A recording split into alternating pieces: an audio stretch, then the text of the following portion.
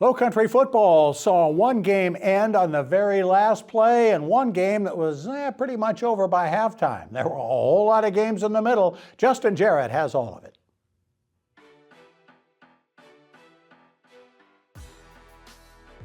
Hey Loco sports fans, it's Monday, so it's time to rewind and reflect on another exciting Friday night of high school football in the Lowcountry. Let's check out the highlights in Loco Lights, powered by LowcoSports.com. The most anticipated matchup of the week was out in Varnville, where Hampton County took the top spot in the Class 2A rankings into a showdown with the Bluffton Bobcats, who finally cracked the top 10 in Class 4A last week. But the Bobcats turned the big game into a blowout. Aiden McCarthy passed for 352 yards and 4 touchdowns, with Amari Patterson snagging 2 TD passes and Carnell Warren and Roman Benjamin adding 1 apiece. Bluffton's defense shut down the Hurricanes' ground game, and Hampton couldn't connect on any big plays in the passing game as the Bobcats pulled away after halftime for a 31-7 win in a matchup of 2 of the top teams in the Lowco. Bluffton is 4-0. The team from WHHI was in the nest for their game of the week, featuring the Hilton Head Seahawks and the visiting Hardeeville Hurricanes, and the Seahawks had the offense clicking. Javen Risher and Samaj Robinson each scored 2 rushing touchdowns, and Derek Ranajeski tossed TD passes to Tajay Wright and Caden Stewart to lead a strong showing from Hilton Head's offense, but the Canes came up with some big plays of their own. Kyrell Jamison taking the kickoff to the house for his 3rd return touchdown of the season, and then Emiliano Santiago jumps the route for a pick 6, and it was 21-12 Seahawks after 1. Hilton Head had too much firepower though, and former Hurricane Lewis Gadsden grabbed a little bragging rights and a pick 6 to wash them down. Seahawks roll 59-18. Beaufort High broke into the win column after an 0-3 start as Colton Freeman scooped up the ball after Goose Creek blocked a potential game-winning field goal attempt and raced 34 yards to the end zone to lift the Eagles to an improbable 33-27 win. Tyleek Isom scored 2 rushing touchdowns, and Braden Moyd Smalls rushed for a score and hit Kwalik Isner for a TD in the win.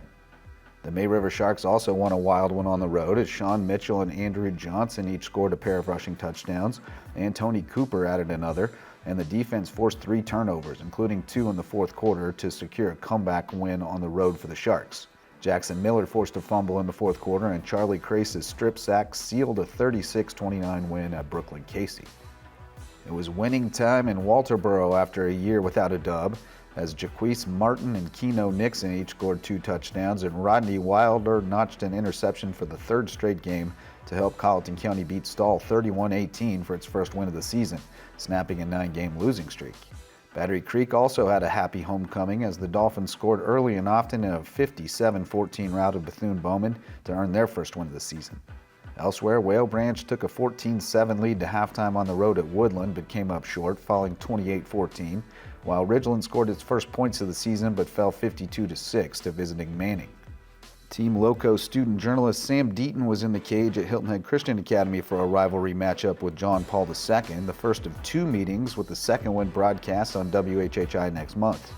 The Golden Warriors struck first, but they couldn't contain Reed McCollum and company.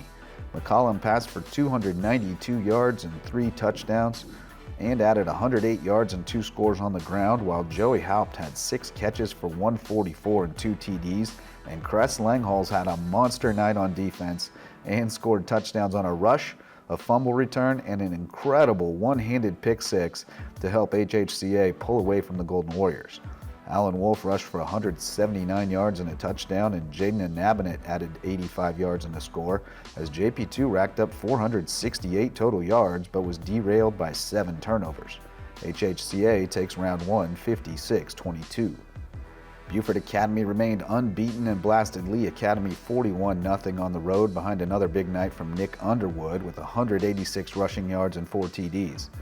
Over 1,000 rushing yards and 17 touchdowns in just 5 games this season for Underwood. Mercy. The Eagles are on a collision course with Colleton Prep, and the Warhawks held serve with an impressive 34-28 win at Calhoun Academy.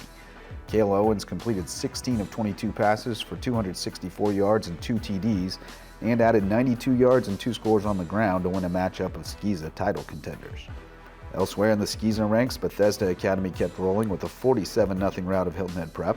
Dorchester Academy held off a challenge from Patrick Henry in a 28-14 win, Williamsburg Academy hammered Thomas Hayward 40-12, and Cross Schools fell 52-18 to Holly Hill Academy. We'll have more highlights and analysis tonight on the Loco Sports Lowdown, streaming live at 9 p.m. on the Loco Media YouTube channel. For Loco Sports and WHHI, I'm Justin Jarrett. Until next time, go Loco.